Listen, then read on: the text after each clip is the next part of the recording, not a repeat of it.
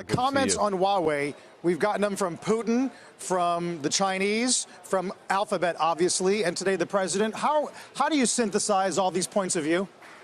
So, Carl, to me, what this is really saying is we're moving from a global economy where we maintain peace and prosperity by having interconnected trading relationships to some increased form of nationalism. And I don't know where we're going to wind up, but I don't see how, from a business point of view, this is anything other than bad news. You know, globalization has been so good for earnings, it's been so good for growth, and obviously good for peace in the world, that to the extent that we stop having open borders for trading, that's just going to have an impact on economic growth. It's going to have an impact, I think, on, just the level of tensions in the world. Roger, Huawei is folded into, or I guess I should say regulations, bans, et cetera, around Huawei here in the U.S. for certain applications is folded into the National Defense Authorization Act. Lawmakers have actually crafted some of these laws around Huawei. Would you expect to see it actually get swept up into the trade talks and for there ultimately to be a positive outcome in terms of the dynamics with that company? I wish I knew. The thing that I find so troubling about all of this is that we basically had a strategy as a country for, 30 years, that we were going to have a relationship with China that ensured lowest possible prices on the largest number of goods. So you go to a Walmart, and it's like 90% products made in China. And we are obviously changing that strategy. The Trump administration is basically going, that is no longer our priority. And there's a legitimate case to be made that the deal with China was not a good deal for us. Their industrial espionage was killing a lot of tech businesses. And at the end of the day, though, I think you have to have a goal. And the thing that really troubles me about all this is I don't see a coherent strategy around this. And for the tech industry, there are obvious benefits if you could find a way to reduce industrial espionage. But at the same time, we need access to China as a market.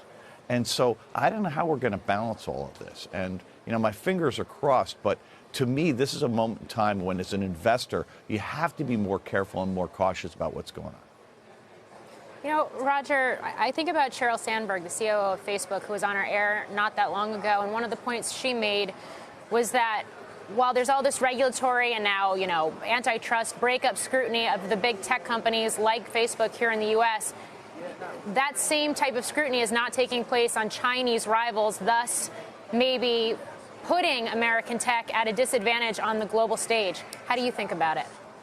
I think that's utter nonsense. And here's the way I handicap it. The Chinese have a very focused strategy in technology, at least domestically.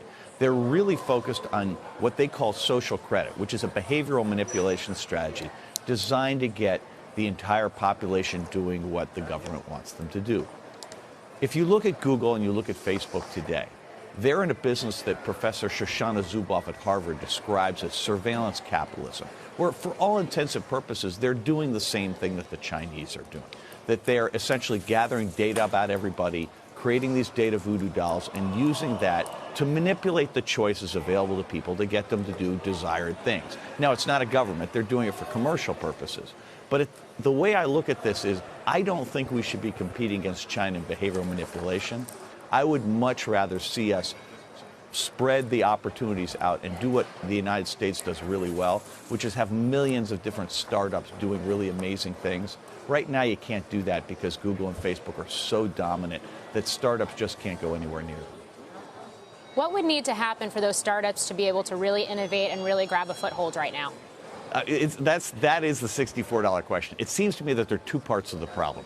On the one hand, the way these guys basically take ownership of data, if data comes anywhere near them or if they see it unclaimed, they take possession of it. And as a consequence, they know more about us than we know about ourselves. That's why Google knows if a woman is pregnant before she does, why they can show us ads for things we've just thought about. Something has to be done to limit that. Then the second piece is you have to use antitrust law to create safe spaces for startups. And I think that's a place where there's a lot of examples in our past where we've done that successfully, relative to AT&T to create the computer industry, in order to create Silicon Valley, and then later on to create the competitors in long distance. There are lots of examples of how this is done, and we're finally seeing our antitrust mechanism get started again after 25 years of being inactive. Hey, Roger, finally on the uncertainty that you suggest the president introduces into markets.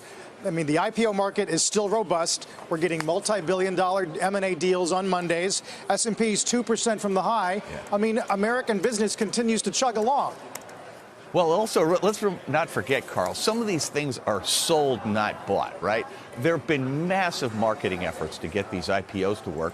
And let's face it, they've worked really well. And some of the stocks continue to work really, really well. I mean, hope always springs eternal, right? And let's face it, we're in a ultra-low interest rate environment where there's a real opportunity maybe for rates to go lower. So the stock market's going to be the beneficiary of that. And, you know, at the same time, the M&A thing, that stuff is definitely sold. I mean, we see this morning the transaction between Salesforce and Tableau. And, I mean, what an amazing transaction for the Tableau shareholder. I mean, they were about to be in a business where their biggest competitors were going to be Amazon and Google, and all of a sudden they get bought out at a 50% premium. I mean, that is... I mean, we're breaking out the champagne on behalf of the Tableau shareholder. That was a great outcome.